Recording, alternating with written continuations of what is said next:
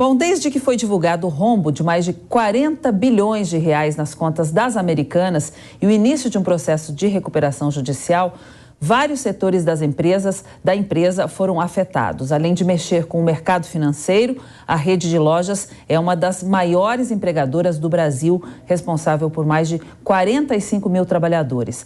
Para entender os desdobramentos desse caso, que já é o maior escândalo econômico do Brasil, nós vamos conversar agora com o advogado empresarial Fernando Brandariz. Bom dia, Fernando, seja bem-vindo. Bom dia, Cláudia. Bom dia, amigos da Jovem Pan. Estou à disposição para a gente bater um papinho sobre a recuperação judicial das lojas Americanas. Doutor Fernando, hoje os trabalhadores das Americanas estão fazendo manifestações em todo o Brasil em defesa dos seus direitos diante dessa crise. Nós vamos começar a entender o impacto na vida desses mais de 40 mil funcionários, né? Durante o pedido de recuperação judicial, eles podem ser demitidos ou não? Sim, podem ser demitidos os funcionários. Os funcionários que estão com eventuais créditos em desfavor das lojas Americanas vão aguardar o desfecho do plano de recuperação judicial.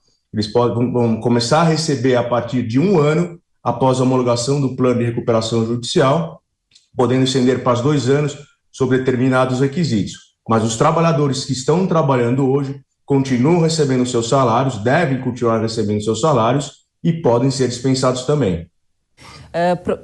Doutor, o Diogo Schelp também vai participar da entrevista a partir de agora. Diogo? Doutor, só para esclarecer esse ponto que eu acho que é importante, né? Porque numa recuperação judicial, aqueles trabalhadores que tenham sido demitidos antes da aceitação, né, pelo juiz da recuperação judicial, mas que tenham, né, algo a receber da empresa, entram então no bojo como credores, correto? E aqueles que são demitidos após a recuperação judicial se iniciar, devem receber as indenizações sem qualquer atraso. Caso isso ocorra, a empresa inclusive perde, né, o direito ou perde seus direitos nesse processo de recuperação. Está correto? Bom dia, Diogo. Prazer em conversar com você também. São 2 situações. Os créditos existentes até o pedido, a distribuição do pedido de recuperação judicial, vão se submeter ao plano de recuperação judicial, certo? Se no dia seguinte, 1 semana, 15 dias depois, se esses funcionários forem dispensados, eles vão ter que receber fora do plano. Se, eventualmente, a empresa não pagar dentro dos 10 dias, né, da rescisão do contrato de trabalho, eles ingressarão com a reclamação trabalhista, vai ter o processo de reclamação trabalhista, sentença final, trânsito julgado, e a empresa recuperanda vai ter que pagar fora do plano de recuperação judicial. O que entra no plano de recuperação judicial são os débitos até a data do pedido. Doutor, a história das lojas Americanas faz lembrar da Mesbla e do MAP, né? Que foram casos parecidos. O que ela tem a ver com essas 2 empresas? Eu acho que são situações bem diferentes, muito embora o segmento seja o mesmo. Mas hoje você tem um mercado eletrônico, né, as vendas online, que não existia no MAP e nem na Mesbla. E tampouco o tamanho, né, o tamanho das lojas Americanas comparado com o MAP e a Mesbla. Claro, MAP e Mesbla também grandes potências, mas não se compara com as lojas Americanas. E, por outro lado, a própria legislação que regeu a falência, né, era concordata, era a antiga legislação, que não é o que tem hoje, que é a da Lei de Recuperação Judicial, que você tem muito mais mobilidade, conversação com os credores para aprovar o plano de recuperação judicial. O que no decreto-lei da falência e concordata você tinha regras específicas, né? Você não tinha muita mobilidade, na verdade você não tinha mobilidade nenhuma para pagar seus credores. Então acho que é uma situação diferente das 2 empresas, né? Das lojas Americanas, MAP e Mesbla. Diogo? Doutor, existem vários tipos de credores aí de uma empresa, né, durante o processo de recuperação judicial. Nós temos os bancos, nós temos os fornecedores, por exemplo, temos os trabalhadores, né, os credores trabalhistas e assim por diante. O senhor acredita que a lei de recuperação judicial é injusta em relação ao peso de voto que fornecedores pequenos, por exemplo, e trabalhadores têm, né, ao aprovar ou não o plano de recuperação judicial, comparado, por exemplo, com a força que os bancos têm?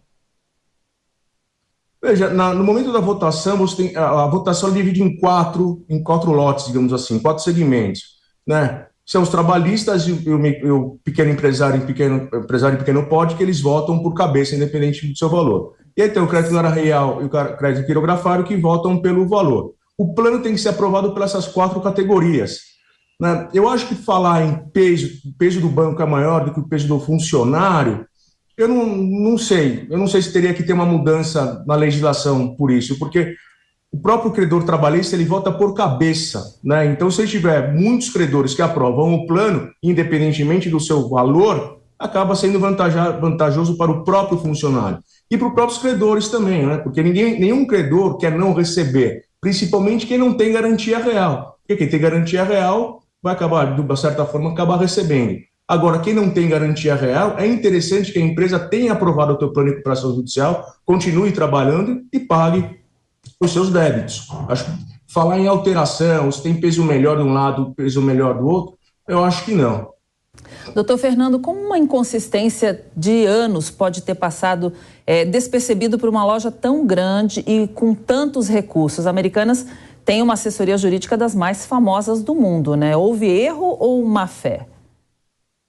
Eu acho que se teve erro, má fé, a gente só vai conseguir descobrir com o andamento do próprio processo de recuperação judicial e apurações, né? Eu acho que, eventualmente, se falar em dolo, eu não sei, eventualmente pode ter sido um planejamento tributário aí que está sendo descoberto agora como uma sonegação, ou eventualmente até uma evasão.